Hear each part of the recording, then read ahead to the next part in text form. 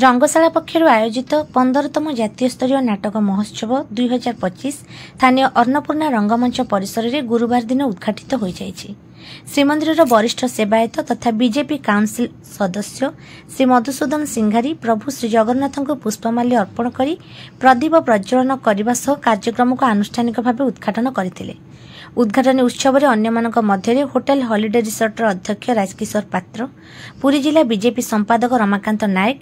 केन्द्रीय संस्कृत विश्वविद्यालय पुरीर निर्देशक बनमाली विश्वाल, केन्द्रीय संस्कृत विश्वविद्यालय पुरीर सहकारी अध्यापक डॉ विश्वनाथ मिश्र, आयोजक अनुष्ठान रंगशालार अध्यक्ष गिरीश चंद्र नायक और निर्देशक विक्रम कुमार साहू समेत अभ्यर्थना कमिटी अध्यक्ष भरत नायक, पुरी जिला पूर्वतन संस्कृति अधिकारी प्रफुल्ल सामंतराय प्रमुख अतिथि भाव उद्घाटनी उत्सव में योगदान करी आयोजक अनुष्ठान एही महत् उद्यम को भूयसी प्रशंसा करथिले। सभा कार्य पर विशिष्ट मंच कलाकार बरेण्य पट्टनायक को रंगशाला सम्मान रे सम्मानित करा जायतिला।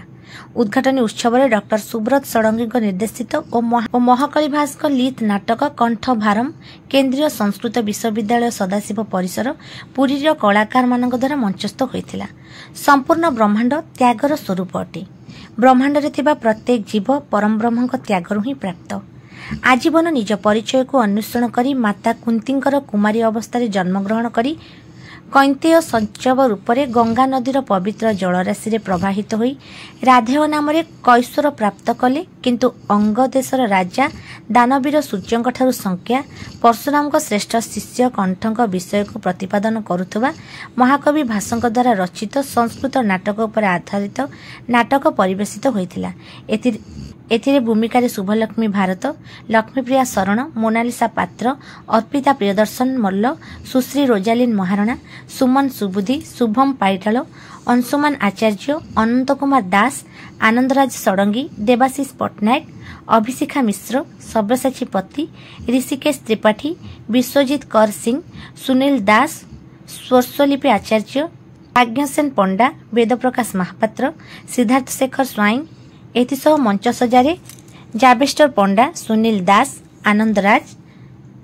प्रकाश व्यवस्था वेदप्रकाश महापात्र, रूप सजारे स्वरस्वलिपि आचार्य, अर्पिता प्रियदर्शिनी मल्ल, बेश सजारे लक्ष्मीप्रिया शरण और शुभलक्ष्मी राउत। नाटक को निर्देशना देथिले डॉ सुब्रत षडंगी और संदीप चैटर्जी।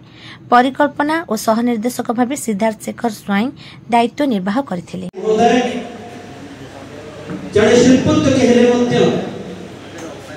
कला साहित्य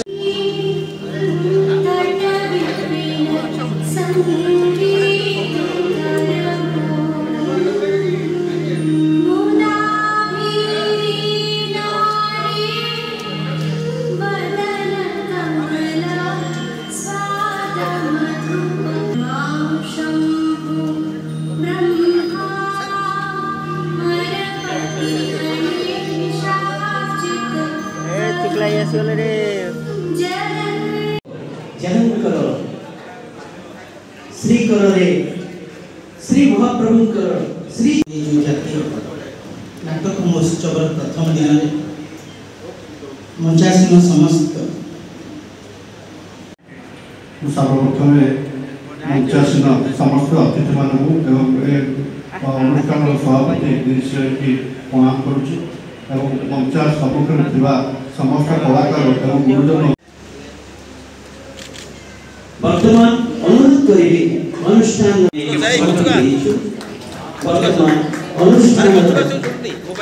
सभ्य माने वरिष्ठ अतिथि मान को श्रद्धा सुमन पुष्पगुच्छ दे संवर्धित करछन्ति।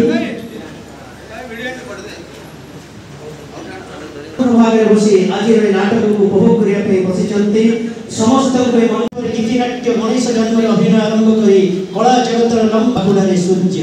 सत लहड़ी हस